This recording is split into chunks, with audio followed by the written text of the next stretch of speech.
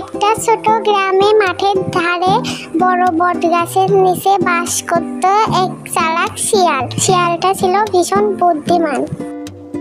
গ্রামে অনেক হাঁস, মুরগি, ছাগল আর গরু ছিল। শিয়াল সুযোগ পেলে খাবারের সন্ধানে যেত, কিন্তু সে চুরি করত না। একদিন গ্রামে ধান খেতে এক নেকড়ে চলে এলো। নেকড়েটা ছিল খুব ভয়ঙ্কর। আরে এটা কি? এটা তো দেখছি নেকড়ে মনে হচ্ছে। এই বিষয়টা গ্রামবাসীকে জানাতে হবে। নেকড়েটা গ্রামে হাঁস মুরগি চুরি করে খেতে লাগলো, তাই গ্রামবাসীরা অনেক চিন্তায় পড়ে গেল।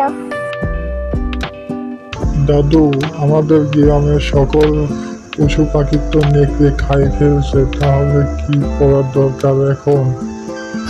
আমার কাছে তো কোনো উপায় জানা নাই, দেখ তুই কিছু করতে পারিস কিনা। গ্রামের শেষ প্রান্তে বটগাছের নিচে একটি শিয়াল থাকে। শিয়ালকে বলে দেখি সে কিছু করতে পারে কিনা। তারপর সেই গ্রামবাসী শিয়ালের কাছে গিয়ে সব কথা খুলে বলল। সেই শিয়াল শুনে বলল, তোমার সব কথাগুলো তো আমি শুনলাম, দেখি আমি কিছু করতে পারি কিনা। তাহলে এখন তুমি চলে যাও।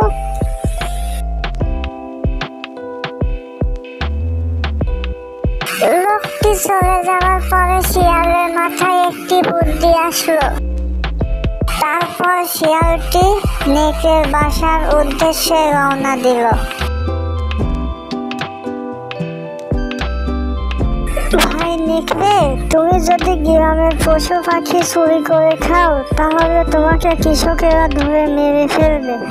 কি বলো শিয়াল ভাই? তাহলে আমি এখন কি করব? তাহলে শোনো, আমার খোঁজে একটি জায়গা আছে, সেখানে অনেক মাংস আছে, ওখানে তোমাকে কেউ তাড়াবে না। তুমি কি যাবে ওখানে? হ্যাঁ যাবো, তাহলে আমাকে নিয়ে চলো। তারপর দুইজনে রওনা দিল সেই রাস্তার উদ্দেশ্যে। শিয়াল আগে থেকে জানতো ওই রাস্তায় ফাঁদ আছে। হঠাৎ ফাঁদ এসে পড়ল নেকড়েটির গায়ের উপর। নেকড়েটি আটকে গিয়ে ছটফট করতে লাগলো। তখন শিয়ালটি দেখে আনন্দ পেল। গ্রামের মানুষ দূর থেকে দেখে আনন্দ ও চিৎকার করে উঠল। তারপর থেকে গ্রামে শান্তি ফিরে এলো।